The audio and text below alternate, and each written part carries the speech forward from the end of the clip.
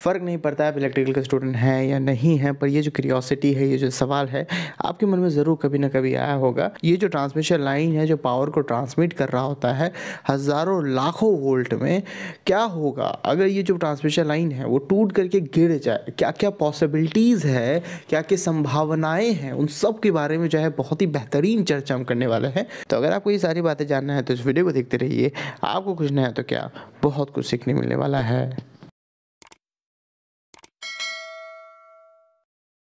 सबसे पहले तो आपको ये बता दें कि ट्रांसमिशन लाइन का टूटना नॉर्मल कंडीशन में अपने आप में ही बहुत ही रेयर केस है, लगभग नामुमकिन है, क्योंकि यहाँ पे हम ACSR कंडक्टर यूज़ में ले रहे होते हैं। एल्युमिनियम के कंडक्टर में बीच में स्टील दी जाती है जो उसको ज़्यादा मजबूती प्रदान करता है, मजबूत बनाता है। पर मान लीजिए कि कोई नेचुरल डिजास्टर आ जाता है, पेड़ गिर जाता है, बहुत आंधी तूफान आ रहा है या डायरेक्टली लाइटनिंग जो है आपके कंडक्टर पे स्ट्राइक करता है, किसी भी कारणवश अगर आपका कंडक्टर टूट जाता है तो क्या हो सकता है? तो अगर आप ध्यान से सोचेंगे तो यहाँ पे 3 सिनेरियो हो सकता है।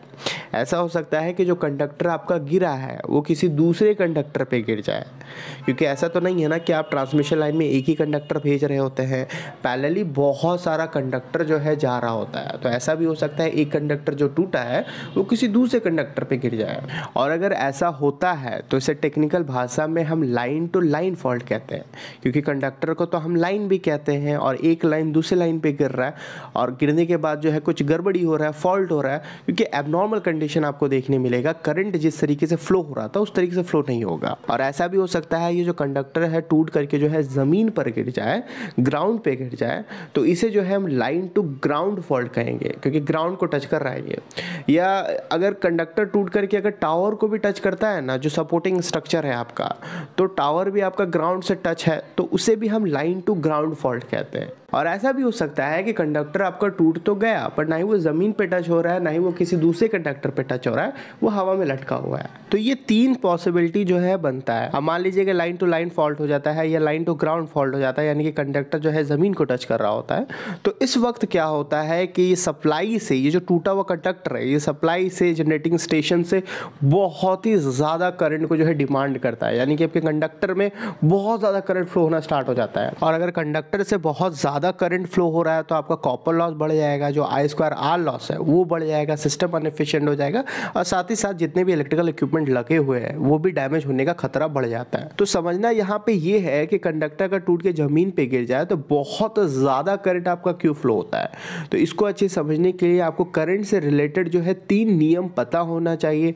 जो मैं अक्सर बताता हूँ। सबसे पहला नियम यह है कि करंट तभी आपका फ्लो होगा जब आपका सर्किट कंप्लीट होगा, एक क्लोज्ड पाथ होगा, तभी फ्लो होने वाला है। दूसरा कंडीशन यह है कि करंट तभी फ्लो होता है जब 2 पॉइंट के बीच में पोटेंशियल डिफरेंस हो, यानी एक पॉइंट का जो पोटेंशियल है, जो वोल्टेज है, वो ज्यादा हो दूसरे पॉइंट के कंपैरिजन में, तुलना में। अब जैसे कि एक बैटरी होता है तो बैटरी में आपका एक पॉजिटिव टर्मिनल होता है, एक नेगेटिव टर्मिनल होता है, तो हमेशा ये जो पॉजिटिव टर्मिनल होता है वो ज्यादा पोटेंशियल पे होता है, हाई वोल्टेज में होता है नेगेटिव टर्मिनल के कंपैरिजन में। जैसे 12 वोल्ट का अगर बैटरी लिए तो इसका मतलब ये होता है कि नेगेटिव टर्मिनल के कंपैरिजन में आपका जो पॉजिटिव टर्मिनल है वो 12 वोल्ट ज्यादा है। ये पोटेंशियल डिफरेंस आपका जो है 12 वोल्ट है, और इसी पोटेंशियल डिफरेंस की वजह से जो है आपका करंट फ्लो होता है। ये 12 वोल्ट का जो डिफरेंस है यही आपका करंट फ्लो करवा रहा होता है। वोल्टेज कभी आपका करंट नहीं फ्लो करवाता है। अगर ये दोनों ही पॉइंट में अगर सेम वोल्टेज आप कर दे, ये दोनों ही टर्मिनल में अगर 12-12 वोल्ट आप कर दे, तो इन दोनों के बीच का पोटेंशियल डिफरेंस 0 हो जाएगा। तो अगर आप लोड भी कनेक्ट कर देंगे, लाइट लगाए, फैन लगाए, कुछ भी लगाए, आपको वो चलने वाला नहीं है, आपका करंट फ्लो होने वाला नहीं है।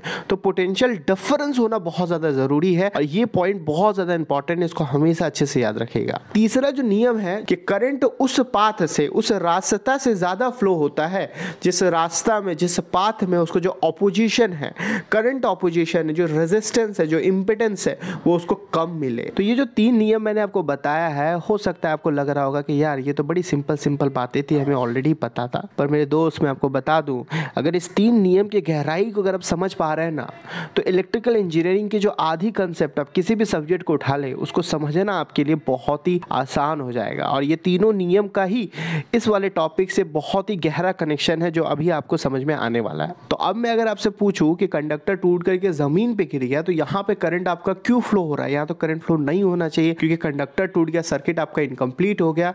तो मेरे दोस्त आपको बता दूं कि सर्किट जो है अभी भी कंप्लीट है। वो कैसे? वो ऐसे कि जनरेटिंग स्टेशन पे जो ट्रांसफार्मर आपका होता है जो वोल्टेज के लेवल को इंक्रीज करके भेज रहा होता है, तो 3 फेज तो वो भेज दे रहा होता है, पर जो न्यूट्रल होता है उसको हम ग्राउंड कर देते हैं, उसको जमीन में काट देते हैं। जब कंडक्टर आपका टूट करके जमीन पे गिर जाता है तो वापस से उसको न्यूट्रल मिल जाता है, यानी कि पूरा जो जमीन है, पूरा जो ग्राउंड है वो आपका as a neutral wire act कर रहा होता है और फेज वायर तो है ही, यानी कि आपका एक कंप्लीट सर्किट है, एक क्लोज पाथ है, इसलिए यहाँ पे करंट आपका फ्लो हो रहा होता है। दूसरी बात है, मैंने आपको यहाँ पे ये बताया कि यार बहुत ज्यादा करंट फ्लो हो रहा है ग्राउंड पे गिरने के बाद। वो ऐसा क्यों? वो ऐसा तभी हो सकता है जब ऑपोजिशन, जो रुकावट है, जो इम्पिडेंस है, जो रेजिस्टेंस है, वो आपको कम मिल रहा होगा। तो ये करंट ऑपोजिशन कैसे कम हो रहा है? वो इसलिए कम हो जाता है कि कंडक्टर गिरने के बाद उसको जो रिटर्न पाथ है वहीं से मिल जाता है। अगर ऐसा नहीं होता, कंडक्टर टूटता नहीं, तो उस बिजली को, उस करंट को हमारे घर तक आना पड़ता, हजारों किलोमीटर ट्रैवल करके फिर वापस वो जनरेटिंग स्टेशन तक जाता। तो ये जो वायर का जो रेजिस्टेंस है, जो ऑपोजिशन है, जो इंपिडेंस है, उसका सामना करना पड़ता। तो इंपिडेंस आपको ज्यादा मिलता है, पर जब कंडक्टर टूट करके जमीन पे गिर जाता है तो उस वक्त जो इंपिडेंस है वो बहुत ज्यादा कम हो जाता है। अभी जो इंपिडेंस टर्म मैं बार बार यूज कर रहा हूं, आप सोच रहे होगे ये क्या है। अगर आपको नहीं पता है तो ये करंट को, ऑपोजिशन को ही बता रहा होता है, जिस तरीके से रेजिस्टेंस आपका करंट को, ऑपोजिशन को बता रहा होता है, पर ये रेजिस्टेंस से डिफरेंट होता है। कैसे डिफरेंट होता है, इसको अगर आपको अच्छे समझना है तो मैं आपको एंड स्क्रीन में ये वीडियो दे दूंगा, आप जाकर के जो है आप देख सकते हैं। देखिए, ये तो हमें समझ में आया कि हाँ भाई करंट फ्लो होगा, क्यों फ्लो होगा, कितना फ्लो होगा, कैसे फ्लो होगा, सब समझ में आया आपको।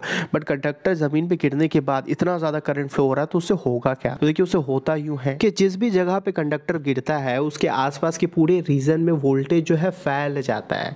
यानी कि मान लीजिए अगर कंडक्टर 1 लाख वोल्ट पे पावर को ट्रांसमिट कर रहा था, 1 लाख का था, तो जहां भी गिरा तो उसके आसपास अगर आप देखेंगे तो थोड़ा सा आगे जाएंगे तो आपको 80,000 वोल्ट देखने मिलेगा, थोड़ा और आगे जाएंगे तो आपको जो है 60,000 देखने मिलेगा, थोड़ा और आगे जाएंगे तो 40,000 देखने मिलेगा। यानी कि जैसे जैसे कंडक्टर के आप दूर जाते जाएंगे वैसे वैसे वोल्टेज आपका कम होता जाएगा, और जैसे जैसे कंडक्टर के करीब जाते जाएंगे वैसे वैसे वोल्टेज बढ़ता जाएगा। और इसी चीज को टेक्निकल भाषा में हम पोटेंशियल ग्रेडियंट कहते हैं। यानी कि सरल भाषा में अगर कहा जाए तो जब भी कंडक्टर आपका टूट करके नीचे गिरेगा तो आपको पोटेंशियल ग्रेडियंट देखने मिलेगा। और बाई चांस कोई भी इंसान अगर उस रीजन में खड़ा होता है तो बिना कंडक्टर के कांटेक्ट में आए हुए, बिना वायर को छुए हुए भी उसको बहुत जोर से झटका लगेगा और वो मर भी सकता है। अब वैसा क्यों होगा? क्योंकि अगर मान लीजिए उसका एक पैर जो है 80,000 वोल्ट में है और दूसरा पैर उसका 60,000 वोल्ट में है, तो हमने कहा कि जब भी 2 पॉइंट के बीच में पोटेंशियल डिफरेंस होगा, यानी कि यहाँ पे 20,000 वोल्ट का पोटेंशियल डिफरेंस है, इसको 20,000 वोल्ट का झटका लगेगा और इतना में तो भैया स्वाहा हो जाएगा। और अगर आपको बचना है तो आप क्या कर सकते हैं कि अपने दोनों पैर को जो है इस तरीके से एक साथ ले आए, एक ही पॉइंट पे ले आए और जंप करते हुए इसी तरीके से उस रीजन से बाहर निकलने की कोशिश करें। क्योंकि हमने कहा कि जब एक पॉइंट पे आप ले आएंगे ना दोनों पैर को, तो आपका एक ही पॉइंट पे पोटेंशियल होगा, एक ही वोल्टेज पे होगा, तो आपको वोल्टेज कभी मारता नहीं है, हमेशा वोल्टेज डिफरेंस मारता है। तो आपके दोनों पैर पे 2 डिफरेंट वोल्टेज नहीं होना चाहिए, सेम वोल्टेज मेंटेन करके आप जंप करते करते आप निकालें, कुछ नहीं होगा आपको। तो अब आपको समझ में आया कि ये जो करंट की 3 नियम हमने बताई थी वो किस तरीके से हम यहाँ पे यूज कर रहे हैं। और एक बात बता दें कि ये जो स्टेप पोटेंशियल है ये जरूरी नहीं है कि कंडक्टर टूट करके जमीन पे गिर जाए तभी आपको देखने मिलेगा, नॉर्मली कंडीशन में भी आपको देखने मिलता है। हमने इसके पहले वाले वीडियो में आपको सर्ज वोल्टेज के बारे में बताया था कि बहुत कम समय के लिए जब बहुत ज्यादा वोल्टेज आ जाता है उसे सर्ज वोल्टेज कहते हैं। तो जब भी ये सर्ज वोल्टेज आता है हम उसको ग्राउंड कर देते हैं, क्योंकि ये हमारे सिस्टम के लिए काफी नुकसानदायक है। तो ग्राउंड कैसे करते हैं? तो ये जो टावर आप देख रहे हैं ना, ये जो सपोर्टिंग स्ट्रक्चर है इसके ही थ्रू से किया जाता है। तो कभी भी अगर कोई बंदा उस टावर के आसपास भी खड़ा रहेगा और इतना हाई वोल्टेज ग्राउंड होगा, इतना करंट जो है आपका फ्लो होगा ग्राउंड से, तो वहां भी जो है आपको पोटेंशियल ग्रेडियंट देखने मिलेगा और स्टेप पोटेंशियल के कारण जो है उसका वहीं पे स्वाहा हो जाएगा और उसको समझ भी नहीं आएगा कि भैया हुआ क्या, मैंने तो कुछ टच भी नहीं किया।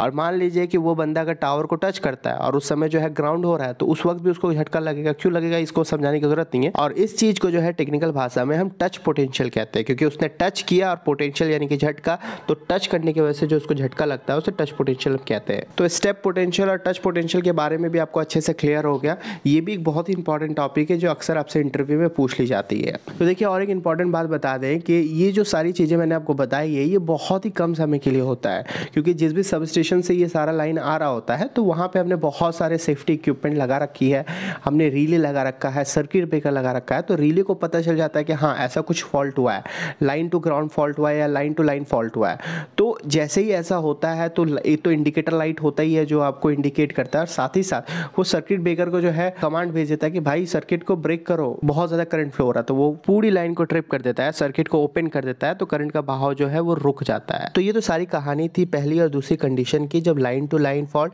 या लाइन टू ग्राउंड फॉल्ट हो रहा है। तीसरा कंडीशन में जो हमने बात किया था कि कंडक्टर टूट तो गया है बट वो हवा में लटक रहा है, तो उस वक्त क्या होगा। तो देखिए अगर हवा में लटक रहा है तो आपको समझ में आ रहा है कि सर्किट जो है आपका इनकम्प्लीट हो गया। तो सर्किट अगर इनकम्प्लीट हो जाएगा तो करंट ही फ्लो नहीं होगा, करंट फ्लो नहीं होता है, और आपका जो सब स्टेशन है वहाँ पे रिले को समझ तो आ जाता है कि किसी तरह का फॉल्ट हुआ है, वो अलार्म बजाएगा, बट वो सर्किट ब्रेकर को कमांड नहीं भेजता है कि भैया सर्किट को ट्रिप करो। तो तुरंत जो है सर्किट ब्रेकर आपका ट्रिप नहीं होगा, वो सिर्फ अलार्म बजा रहा होगा। और मान लीजिए कि कोई बहुत बड़ा ट्रांसमिशन लाइन अगर ट्रिप हो जाता है, 765 kV का ट्रांसमिशन लाइन ट्रिप हो जाता है, तो इतना high voltage AC transmission line जो है लगभग 1200 मेगावाट से 2400 मेगावाट तक बिजली को जो है कैरी कर रहा होता है। और ये इतना ज़्यादा होता है कि इससे आप एक सिटी, एक स्टेट को चला सकते हैं। तो इतना बड़ा ट्रांसमिशन लाइन अगर अचानक ट्रिप हो जाता है तो पूरे सिस्टम का जो सिंक्रोनिज्म है वो बिगड़ सकता है, डिमांड और सप्लाई के बीच में गड़बड़ी हो सकता है। क्योंकि आपको पता होना चाहिए कि हर वक्त जितना बिजली हम बना रहे होते हैं उतना ही बिजली को यूज करना जरूरी होता है, आप यहीं स्टोर करके नहीं रख सकते इस बिजली को,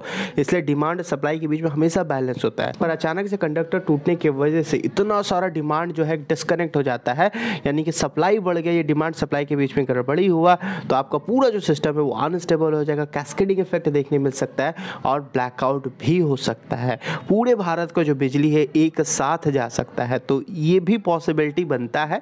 अब ये कैसे क्या होता है, अनस्टेबल क्या होता है, डिमांड सप्लाई क्या होता है, ये सारी जो बातें हैं मैंने इस वाले वीडियो में बहुत ही डिटेल में बताया है, और भी फ्रीक्वेंसी बदलने की वजह से क्या क्या होता है सब इस वीडियो के माध्यम से आप जान सकते हैं।